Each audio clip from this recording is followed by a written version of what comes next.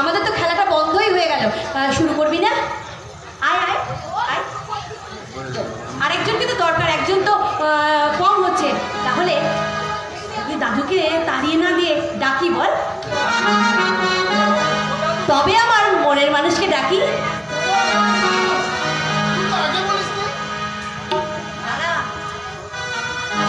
ও আমার মনের মানুষ গো,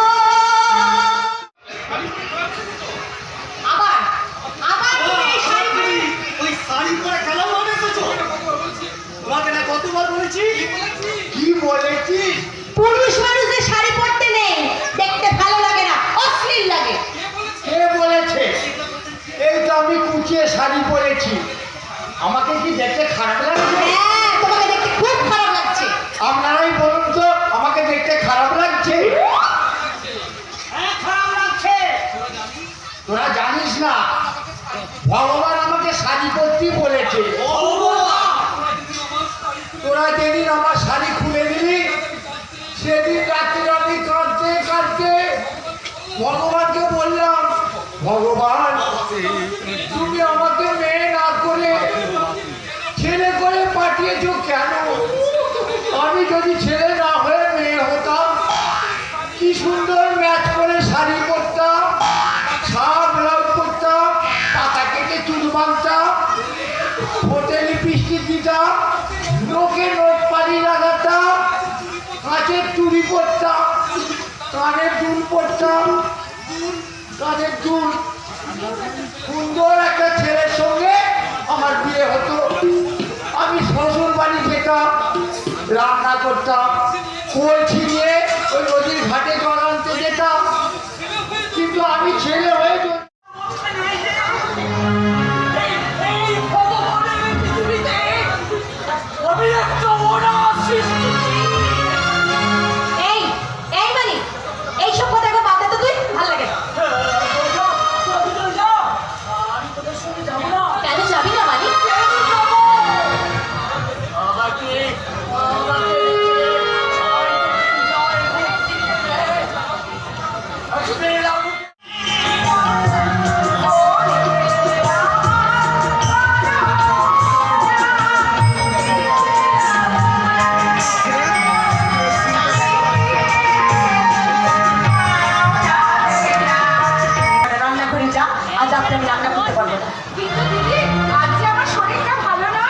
বিশ্বাস করি না, ছোট বড় আমি বিশ্বাস করি না হচ্ছে তো।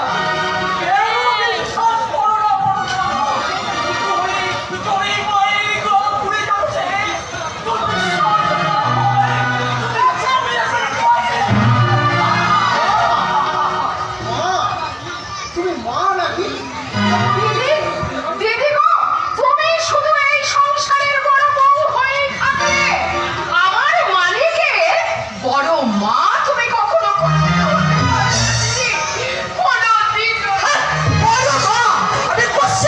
মাংস পেটুটা মুখে মা শব্দটা শুনতে চাই না। তোমাকে খবর দেওয়ার না পারি না, শরীরটা আমার সামনে থেকে আমি সহ্য করতে পারি না।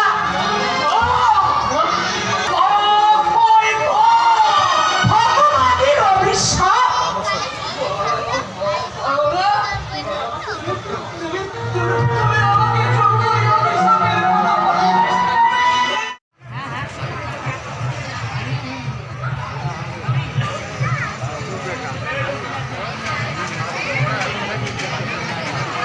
এই ছোট ভাই কোথায়? না না, সবাইকে ডাকছো তো। আমরা অজয় পাত্র এবং কবি পাখিরা এই দুই চৈতন্যবাটি গ্রামের মহান শিল্পীর জন্য তাদের আত্মার শান্তি কামনা করে 1 মিনিট নীরবতা পালন করছি। এখন থেকে শুরু।